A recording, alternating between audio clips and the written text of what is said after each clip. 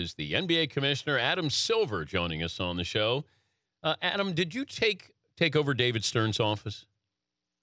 No. And in fact, I'm right down the street, so I don't understand. You had Brooklyn Decker in your studio, and you asked me to call in? Wait, we wanted you to come in. Fritzy. Nobody offered me a chance to come in. Fritzy. I could have arm wrestled her dad. Well, you would have done better than Fritzy. Yeah. Oh, the next time we'll have you in here. All right. By the way, what kind of game do you got? Can you play hoops? Not all that well. That's why I made a decision a long time ago to study hard.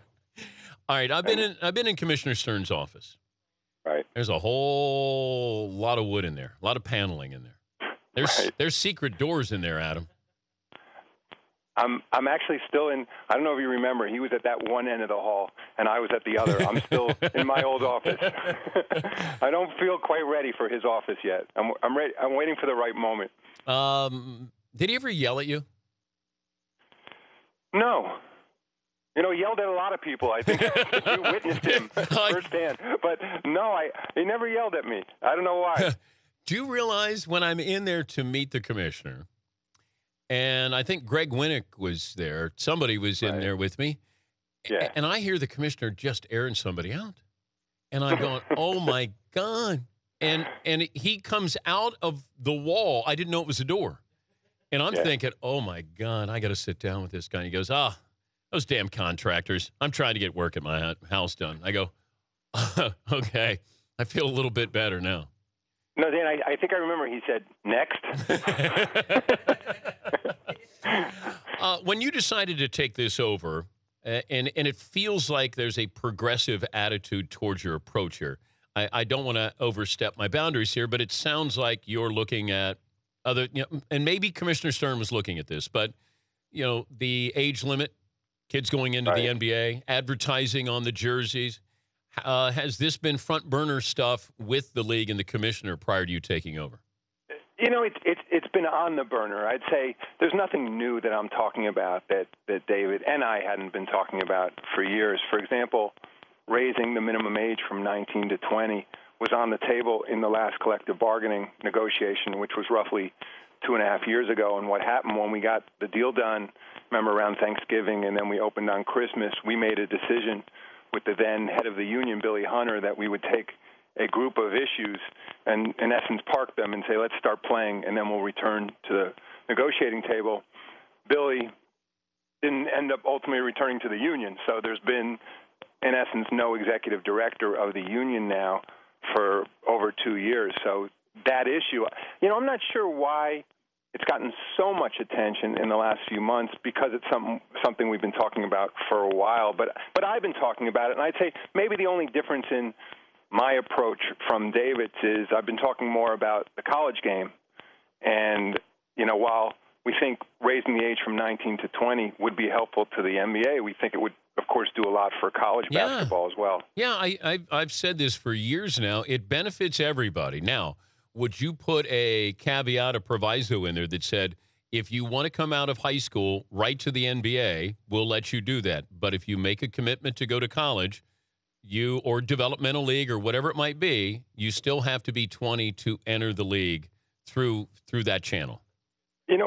That's come up a lot because I guess it's what's referred to as the so-called baseball rule, where, as I understand it, you can come directly out of high school, or then you have to wait 3 years to come into the major leagues. The issue for us on allowing players to come back in essence, at 18 is we think it will be a step back for us. It might be beneficial to college, but it puts us back into high school gyms in terms of scouting, and it puts 18-year-olds back in the draft. And I think for us, one of the reasons we wanted to raise the age from 18 to 19 is we wanted to put our teams in a position where they were drafting less based on potential, but more on, having seen those top players play against top competition. So, but who's standing in the way of this, Adam? It sounds like the NCAA is for it, the NBA's for it. Is it Players Association? Is it the agents?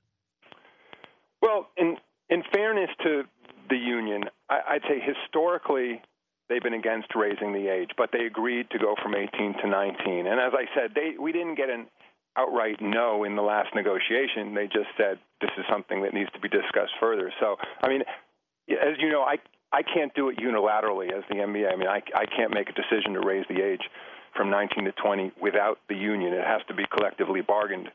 So, you know, in essence, we're waiting on them right now because we need a process. But I'd also say, and also bringing the college game to the table as part of the discussion, which I've had, I also think there are things that the NCAA needs to do as well to make the conditions more palatable for these kids. I mean, some of the things that have been talked about, for example, are expanded health insurance for the kids in college. There's this notion of, they call it like gap coverage, or ensuring that it's the full cost of scholarships so that incidentals are paid for as well.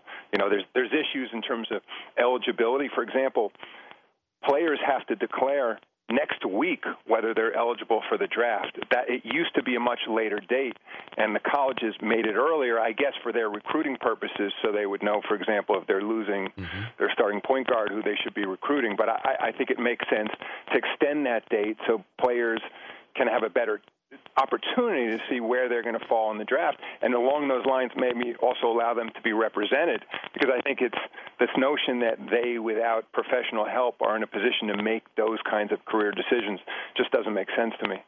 He's Adam Silver, NBA commissioner, joining us, Dan Patrick Show.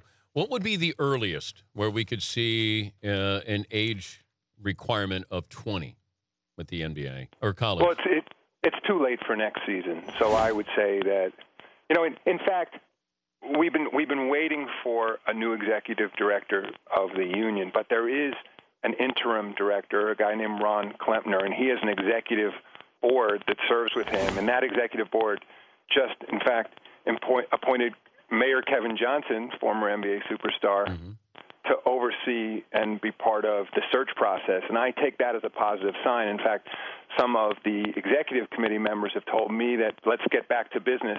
There are things we can sit down and begin discussing now rather than waiting for a new executive director to be in place, because who knows how many more months that'll take. So it's too late on the cycle to do anything for next year, but potentially change could come for the season after next. Interesting. What about advertising on jerseys? Yeah.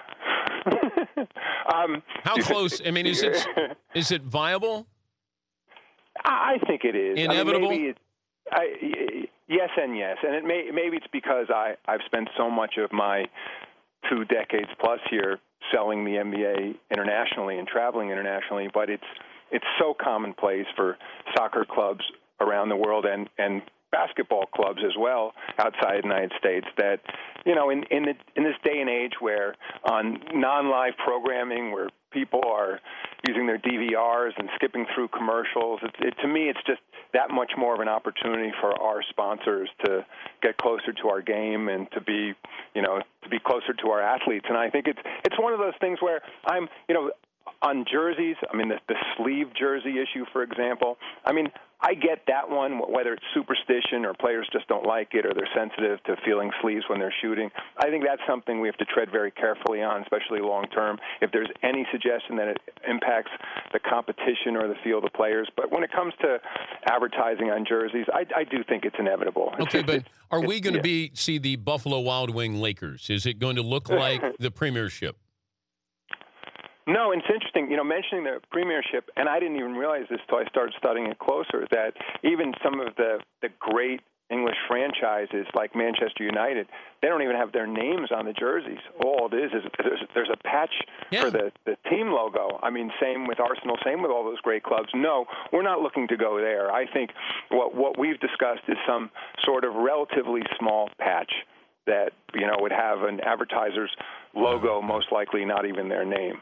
So, but we're looking at a bunch of different opportunities, and part of it, I mean, some people said the reason we were looking at sleeves is so we'd have more real estate on the jerseys. That was never the case. We were selling sleeve jerseys because there were a large segment of, especially our older male population of fans. I'll include myself in that demographic, who weren't going to walk around in tank tops, but like the idea to work out of wearing a sleeved jersey. But I think given a tank top, I think just in terms of the real estate and the aesthetic and the look, I think we'd be much more likely to be looking at a patch or something like that. If you were in power as the commissioner, would you have vetoed the Chris Paul deal to the Lakers? Well, let me explain what happened there. So David was not acting as the commissioner of the NBA. He was acting as the interim owner of the New Orleans Hornets, and it was his view at the time. Mm-hmm. You know, again, it was not in his capacity as commissioner, but representing that team. And I have to say, I mean, it maybe, you know, David said it before. At the time, it seemed straightforward. It was Stu Jackson coming to David. Stu, you know, as our head of then basketball operations, looking over a trade.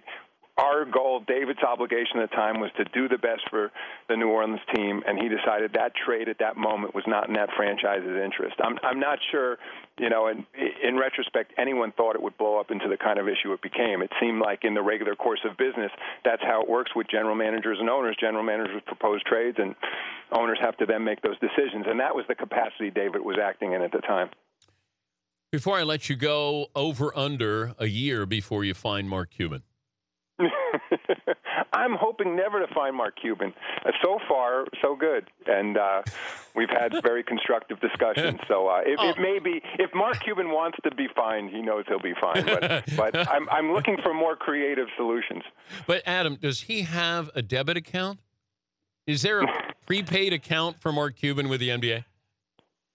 Well, in essence, we distribute money to our teams. We distribute the national television money, the merchandising money, international money. So we have our own bank here. Tell the commissioner. But Mark's got excellent credit. Tell the ex-commissioner I said hello. I definitely will. Right. He's commissioner emeritus. Oh, is that is his new title? Oh, God. Like a college professor. I know that we'll never argue like I used to with him, and you know what? That's a good thing, Adam. We're just warming up, Dan. No, you don't have it in you. No. You're right. You don't have it in you. Thank you, Adam. Next time, Brooklyn Decker's in studio, you're in studio. All right. Thank you. Great talking to you. All right. Thank you, Commissioner. That's Adam Silver.